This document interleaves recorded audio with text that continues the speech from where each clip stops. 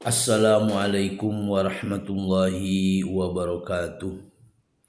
Alhamdulillahi rabbil alamin wassalatuhu wassalamu ala sayyidina wa habibina wa maulana Muhammadin sallallahu alaihi wasallam wa ala alihi wa ashabihi wa ilaina ila yaumiddin amma ba'du. Pemirsa channel Pondok Pesantren Rahmatan lil Alamin Cilebut Bogor yang dirahmati Allah Subhanahu wa taala, kita bertemu lagi pada pertemuan yang kelima. Kita mengambil judul yang sama, yaitu keadaan, masalah dan solusi kaum muslimin, dengan tema kesalahan yang kelima yang telah dilakukan oleh kaum muslimin yang menyebabkan kaum muslimin berantakan, yaitu tentang perselisih pahaman tentang bid'ah. Pemirsa, kata bid'ah sudah familiar kita dengar ya. Bid'ah ini menyangkut masalah hukum. Saya berulang-ulang saya kemukakan mengapa terjadinya perbedaan pendapat di dalam hukum di dalam Islam ini, padahal hukum dalam Islam ini asalnya berasal dari satu sumber, yaitu dari Kangjeng Nabi Muhammad SAW. Bukankah ayat-ayat Al-Quran tentang hukum dan hadis tentang hukum ini jelas? Sebagaimana Allah telah firmankan di dalam surat Al-Baqarah ayat 213, ternyata bahwa perbedaan paham atau ikhtilaf di dalam Islam yang berkenaan dengan hukum itu dia disebabkan karena adanya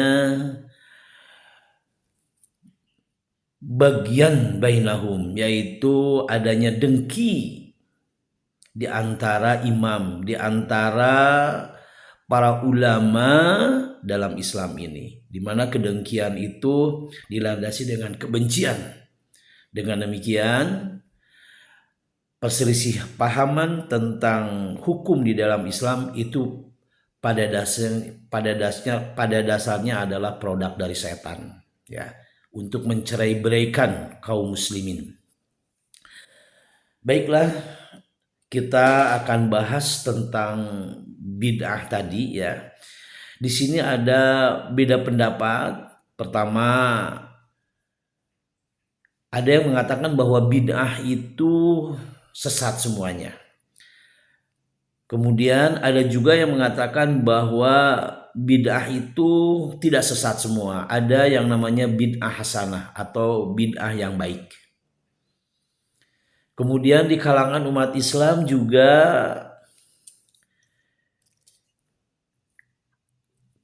berselisih paham yang kuat, yaitu tentang kunut subuh. Ada yang mengatakan kunut subuh yang terus-menerus itu adalah bid'ah. Ada yang mengatakan bahwa kunut subuh terus-menerus itu adalah sunnah Rasul. Kemudian juga terus-menerus berselisih paham tentang pelaksanaan atau tentang Maulid Nabi. Ada yang mengatakan Maulid itu memperingati Maulid itu adalah bid'ah, ada yang mengatakan tidak. Juga termasuk kepada tahlil. Juga ada juga tentang sholat kunsi, yaitu sholat sunat yang pahalanya diperuntukkan untuk orang yang sudah meninggal.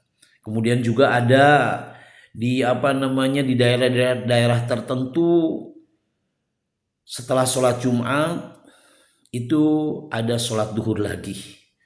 Nah, ini menambah kepada keruwetan, bagi umat Islam terjadinya gejolak perbedaan dalam istilah hukum ini.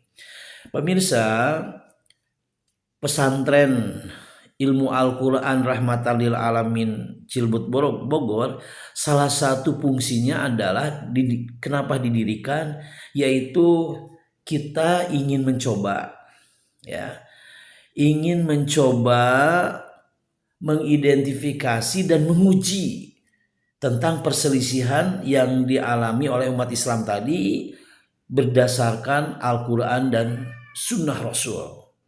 Itu adalah salah satu fungsi pesantren yang kita dirikan itu. Baik, kembali kepada pembicaraan kita tentang bid'ah, ya. Bid'ah kalau dilihat daripada bahasa, bid'ah itu artinya adalah sesuatu yang diciptakan, yang asalnya tidak ada, sesuatu yang baru yang diciptakan, ya. Sebagaimana Allah firmankan di dalam surat Al-Baqarah ayat 217. A'udzubillahi minasyaitonirrajim. Bismillahirrahmanirrahim. Badi'us samawati wal ardh. Yang artinya Allah telah menciptakan atau Allah pencipta langit dan bumi, gitu kan ya. Yang asalnya langit itu tidak ada, langit dan bumi tidak ada, kemudian Allah ciptakan. Badi'u berasal dari kata badi'a ya bada'u bid'atan. Nah ini bid'ah, ya, itu dari dilihat daripada bahasa. Tentu saja untuk menguji, ya, untuk menguji mana yang benar tentang perselisih pahaman yang berhubungan dengan bid'ah yang ada di kalangan kaum muslimin ini, kita harus mempunyai definisi tentang bid'ah itu sendiri yang berdasarkan atau diwasiti oleh Al-Quranul Karim dan Sunnah Rasul. Ya, baiklah. Kita akan mulai dari mana asalnya bid'ah itu. Pemirsa, pada suatu saat Rasulullah masuk ke masjid yang namanya Masjid Nabawi yang sekarang kita kenal ini, ya. Di sana para sahabat sudah banyak. Kemudian baginda Rasul masuk ke masjid dan naik ke mimbar. Di sini ada sesuatu yang tidak biasa yang dirasakan oleh sahabat, ya. Di sini itu Rasulullah menyampaikan pesannya yaitu dengan suara yang sangat lantang. Kemudian matanya merah berbinar-binar seolah-olah baginda Rasul sedang mengomandai sebuah peperangan. Sehingga di sini para sahabat sangat heran, gitu kan. Ya, boleh dikatakan agak ketakutan. Ada apa ini? Mau apa? Apa yang akan disampaikan oleh Kanjeng Nabi itu? Apa yang disampaikan? Rasulullah bersabda, fa inna khairal hadis kitabullah wa khairal huda Muhammadin wa sarral umur muhdasuha wa kullu bid'atin dolalah wa kullu dolalah binnar. Yang artinya adalah sebaik-baiknya perkataan adalah kitabullah. Sebaik-baiknya petunjuk adalah petunjuk Muhammad. Dan sejelek-jeleknya perkara adalah sesuatu yang diada-adakan atau disebut bid'ah. Wa kullu bid'atin dolalah. Setiap bid'ah itu adalah sesat. Wa kullu dolalah binnar. Dan setiap kesesatan adanya di neraka, ya. Ini sebenarnya hadis tadi ada dua, ya, kemudian kita satukan, ya. Hadis ini sangat istimewa, pemirsa. Kenapa istimewa? Karena setelah beliau memberikan sabdanya tadi, ya, itu ternyata oleh Rasulullah dipakai terus-menerus. dalam pembukaan atau mukadimah khutbah beliau pada waktu khutbah Jumat. Jadi terus diulang-ulang. Ini artinya pemirsa ya, bid'ah ini Rasulullah memberikan suatu tendensius yang serius ya, memberikan perhatian yang serius tentang bid'ah ini ya. Jangan sampai nanti dengan itu dengan hadis yang lain jangan sampai kaum muslimin ini jatuh kepada yang namanya bid'ah tadi ya, makanya Rasulullah terus ulang-ulang itu ya.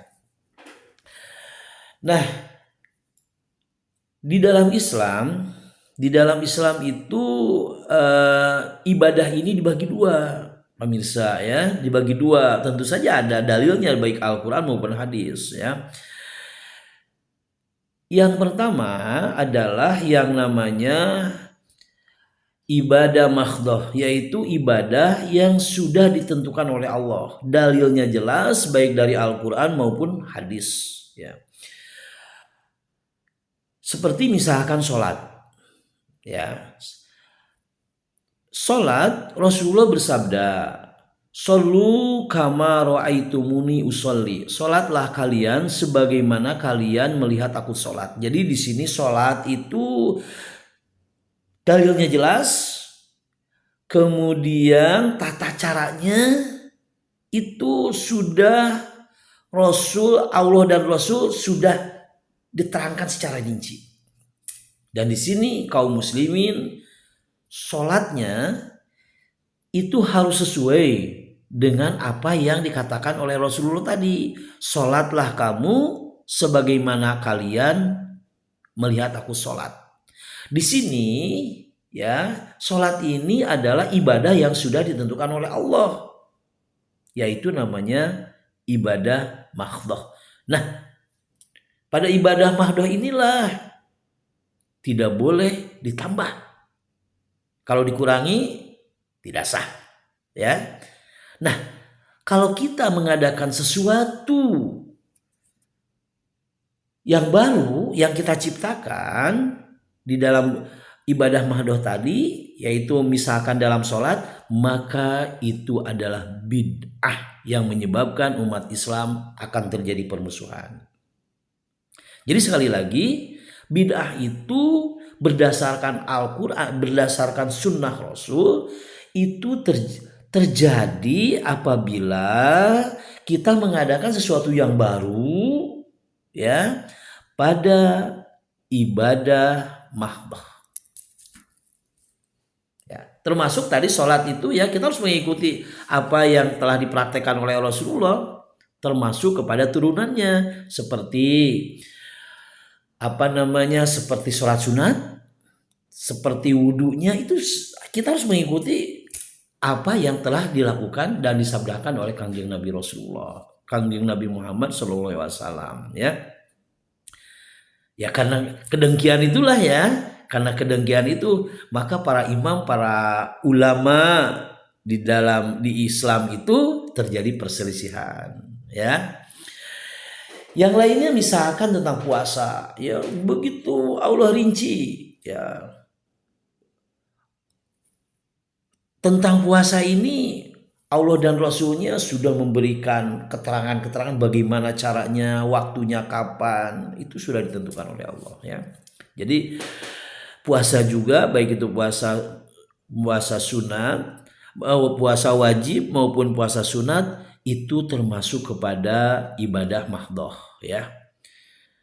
Maka apabila di dalam puasa tadi kita mengadakan sesuatu yang baru ya, yang di luar ketentuan-ketentuan Allah dan Rasulnya yang sudah menentukan, maka itu adalah bid'ah.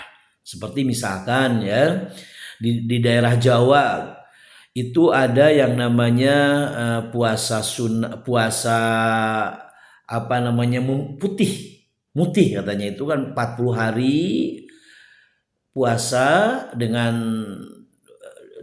terus menerus ya, tiap hari, itu adalah merupakan bid'ah. Ada juga ini yang kemarin itu ada seorang mubaligh bertaraf nasional Ini hati-hati ya, karena akan didengar oleh orang itu. Dia mengatakan dia berpuasa yang namanya puasa Daud. Puasa apa namanya? Punten, puasa Idris. Dia mengatakan dia berpuasa Idris. Dia puasa terus menerus sepanjang hari, sepanjang tahun ya. Itu juga adalah bid'ah. Tidak boleh dilakukan ya, karena bertentangan dengan sabda Rasul tentang puasa. Jadi puasa yang paling banyak itu adalah menurut Rasulullah adalah puasa yang namanya puasa Daud, yaitu 1 hari puasa, besoknya tidak puasa, berikutnya puasa lagi, terus itu yang diperbolehkan. Coba juga lihat ya ayat tentang hukum faraid, tentang warisan, luar biasa ya Allah, luar biasa. Di sana jelas sekali dirinci oleh Allah ya, sehingga tidak ada celah lagi untuk masuk aturan yang baru yang dilakukan oleh manusia, karena begitu sempurnanya ya tentang waris tadi ya. Maka setelah Allah menjelaskan tentang waris ya, maka Allah menutupnya dengan firman-Nya begini, yaitu surat An-Nisa ayat 14. A'udzubillahi minasyaitonirrajim. Bismillahirrahmanirrahim. Wa may ya'sillaha wa rasulahu wa yata'adda hududahu yudkhilhu naron khalidan fiha. Barang siapa yang maksiat kepada Allah dan Rasulnya dan melanggar hukum-hukum Allah, karena ayat ini menyangkut berhubungan dengan waris ya, maka bisa dikatakan barang siapa yang melanggar hukum-hukum Allah tentang waris ya, khususnya tentang waris, maka dia akan dimasukkan ke dalam neraka. Mereka akan kekal di dalamnya. Jadi sekali lagi, waris tadi kan ya, itu adalah ibadah yang sudah ditentukan oleh Allah, tidak boleh kita tambah. Juga di dalam pernikahan ya, begitu Allah dan Rasulnya menjelaskan dengan rinci, jelas sekali ya, jelas sekali. Makanya setelah Allah menerangkan tentang hukum pernikahan, coba lihat di dalam surat Al-Baqarah ayat 229. Allah berfirman, A'udzubillahi minasyaitonirrajim. Bismillahirrahmanirrahim. Tilka hududullah fala ta'taduha wa may ya'tadu hududallah faulaika humuz zalimun. Yang artinya inilah hukum Allah. Karena sebelumnya berbicara tentang pernikahan, jadi inilah hukum Allah yang berhubungan dengan pernikahan ya. Barang siapa, dan kalian jangan melanggar hukum Allah tadi. Barang siapa yang melanggar hukum Allah, maka mereka adalah orang-orang yang zalim. Di sini juga ya tentang pernikahan itu termasuk kepada ibadah mahdoh. Jadi tidak boleh kita tambah. Kalau kita tambah, kita ciptakan sesuatu yang baru, maka itu disebut bid'ah. Yang keduanya, pemirsa ya, tadi yang pertama dalam syariah itu bahwa ibadah itu dibagi dua. Yang pertama tadi itu ada ibadah mahdoh yang sudah ditentukan oleh Allah. Yang keduanya, dalam Islam ini ada yang namanya ibadah ghairul mahdoh, yaitu ibadah yang tidak ditentukan oleh Allah. Cara-caranya tidak ditentukan oleh Allah. Waktunya fleksibel ya. Tentu saja ibadah ghairul mahdoh ini para ulama tidak sembarangan. Ada dalilnya, baik itu Al-Quran maupun hadis ya. Yaitu dalilnya dalam Al-Quran berdasarkan surat An-Nisa ayat 85. Allah berfirman, A'udzubillahi minasyaitonirrajim. Bismillahirrahmanirrahim. mayyasfa safa'atan hasanatan yakun lahu nasibum minha wa mayyasfa safa'atan sayi'atan yakun lahu kiplun minha, yang artinya adalah barang siapa yang menolong dengan pertolongan yang baik maka ia akan mendapatkan pahalanya, dan barang siapa yang menolong dengan pertolongan yang jahat maka ia akan menanggung dosanya. Di sini ayat ini begitu agung pemirsa ya. Jadi di sini kan arti menolong di sini kan umum ya. Kita menolong seseorang ya, kita menolong apa misalkan ya, itu tidak ditentukan oleh Allah, cara-caranya tidak ditentukan oleh Allah, sepanjang ya kita bisa menolong dengan cara yang baik, sepanjang itu tidak bertabrakan dengan, tidak melanggar Al-Quran dan hadis, maka itu kita akan mendapatkan pahala luar biasa sekali ya.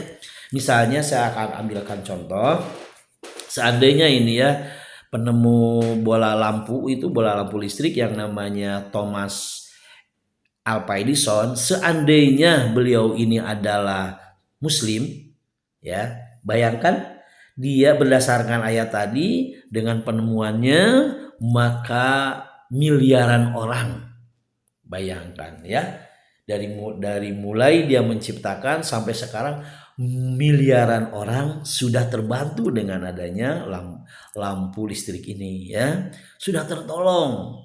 Jadi artinya dia menolong yang baik gitu kan.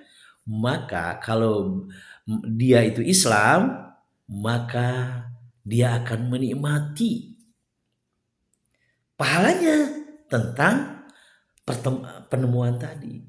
Jadi melalui sini ya silahkan kita berinovasi, silahkan kita menciptakan sesuatu ya dalam ibadah ghairul mahdoh tadi, menciptakan mobil, menciptakan pesawat, atau menciptakan apa saja yang bermanfaat untuk manusia, maka hebatnya dalam Islam akan diberi pahala oleh Allah dan pahala orang-orang yang menikmatinya, yang mengikutinya. Namun sebaliknya pemirsa, barang siapa yang memberikan pertolongan dengan pertolongan yang jahat, yang jelek, maka dia akan mendapatkan dosa, dan dosa yang orang-orang yang memakainya. Contohnya kalau kita misalkan menciptakan software judi online misalkan ya, dan masyarakat banyak yang menggunakan software kita, maka kita akan dosanya, kita akan dibebani dosa, dan dosa orang-orang yang memakai ciptaan kita yang yaitu software tentang tentang judi online tadi ya, dosa mereka akan ditanggung juga sama kita. Nauzubillahi min zalik. Kemudian ya ibadah ghairul mahdoh ini juga ditegaskan, dikuatkan oleh sabda Rasulullah, yaitu dengan suatu hadis yang sahih dan terkenal, yaitu Rasulullah telah bersabda, man sanna fil islami sunnatan hasanatan falahu ajruh wa ajruha man amila ba'dahu min ghairi ayyan kusal ujurihim syai'in, yang artinya barang siapa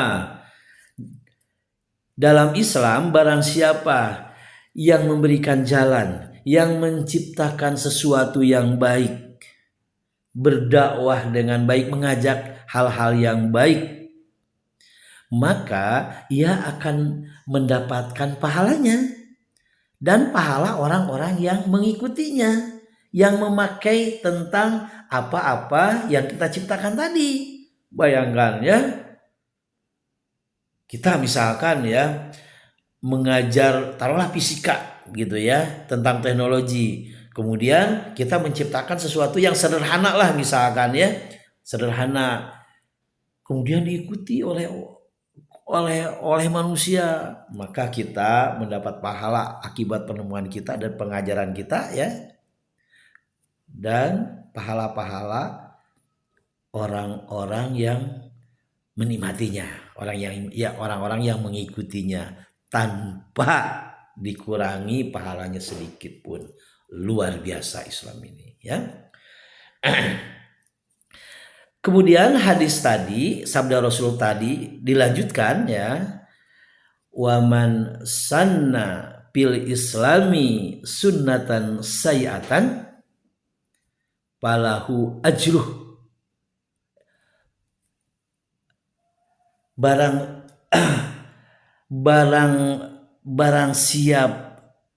Barang siapa dalam Islam yang menciptakan, yang mengajak, yang memberikan jalan sesuatu yang jelek, yang jahat, yang bertentangan dengan Al-Quran, maka dia akan menanggung dosanya ya,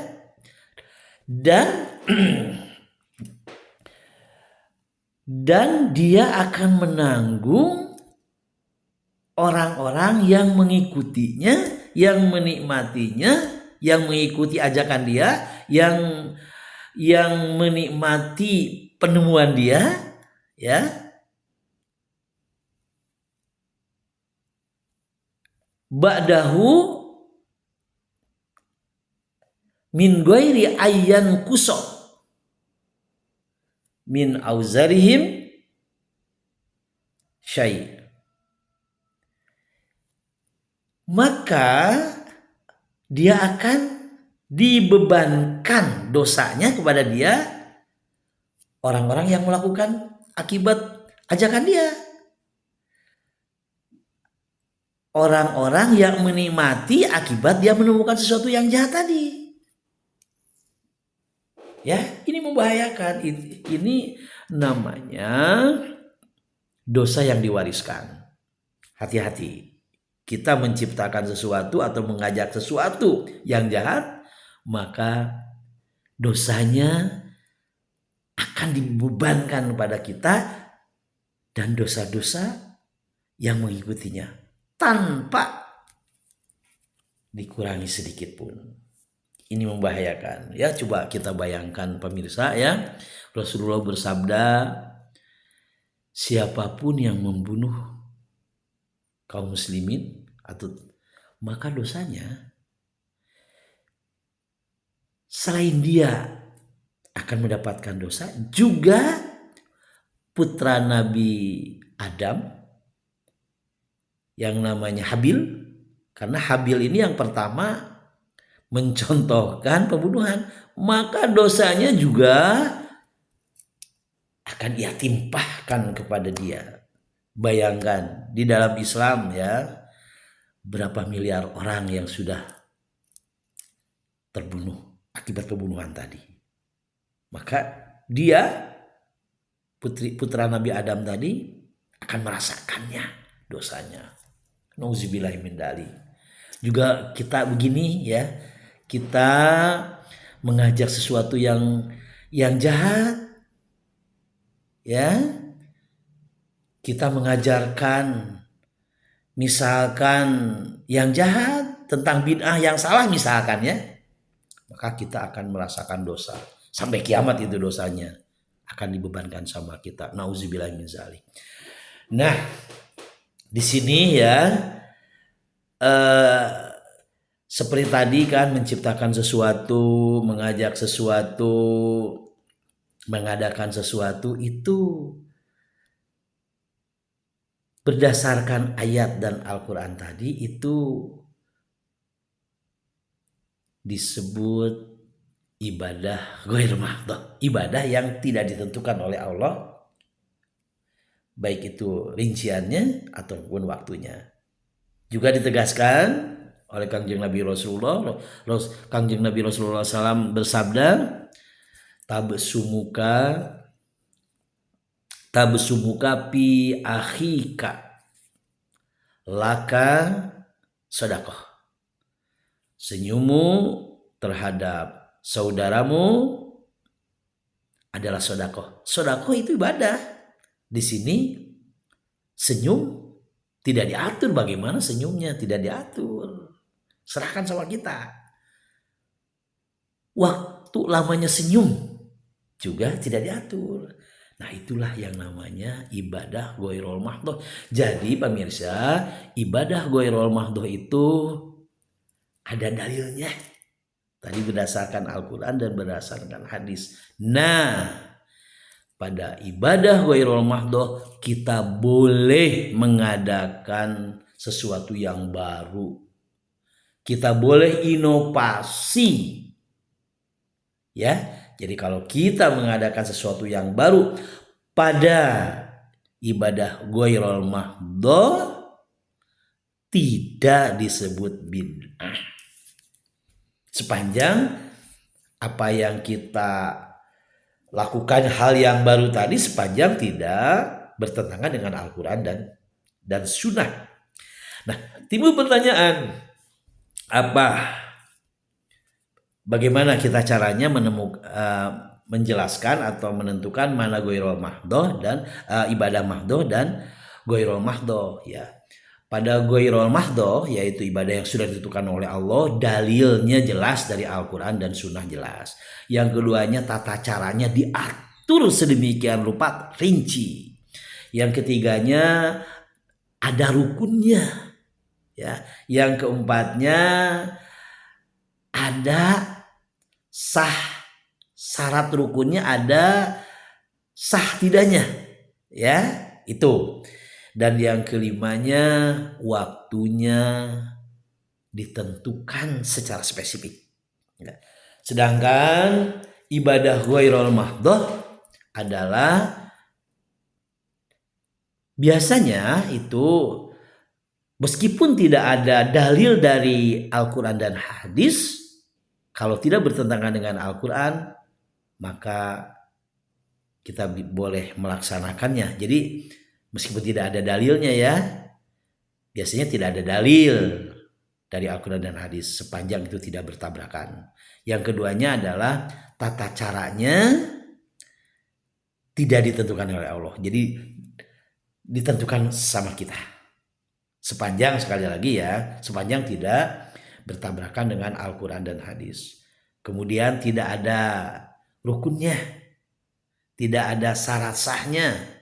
Kemudian waktunya tidak ditentukan, yaitu bisa dilaksanakan secara fleksibel. Nah, dengan kaidah ghairul mahdhah, dengan kaidah ibadah mahdhah dan ghairul mahdhah itulah maka kita bisa melakukan, menganalisa, memverifikasi apakah sebuah hal yang baru yang kita adakan itu termasuk bid'ah atau tidak. Sekali lagi, bid'ah hanya berlaku kalau kita mengadakan sesuatu yang baru pada ibadah mahdhah. Sedangkan kepada ibadah yang ghairul mahdhah itu tidak termasuk kepada bid'ah selama tidak bertentangan dengan Al-Quran dan hadis. Sudah jelas sekarang tentang bid'ah itu, ya. Harapan saya dengan adanya pembahasan ini, ya, yuk kita analisa apakah itu bid'ah atau tidak, dan kita harus mengikuti nanti keputusannya berdasarkan Al-Quran dan hadis. Nah, nanti pemirsa, ya, apa-apa yang sudah saya katakan tadi, ya, tentang perselisihan tentang bid'ah, pada pertemuan yang akan datang akan kita verifikasi, akan kita uji berdasarkan Al-Quran dan Sunnah, dengan harapan umat Islam tidak ribut terus tentang bid'ah. Demikianlah pemirsa pembahasan pada kesempatan ini. Kalau ada kesalahan mohon dibuka pintu maaf yang selebar-lebarnya. Kita tutup dengan wabillahi taufiq wal hidayah. Assalamualaikum warahmatullahi wabarakatuh.